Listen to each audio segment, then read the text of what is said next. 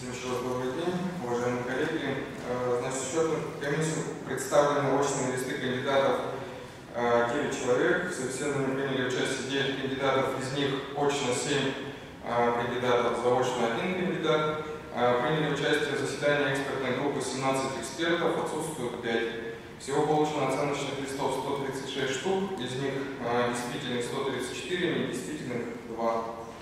Общая сумма баллов, набранных каждым кандидатом, ну, наверное, уже сразу по рейтингу сказать, да? Сорокин Максим Геннадьевич, первое, 395 баллов. Лавров Эдуард Святославович, второе, место 339 баллов.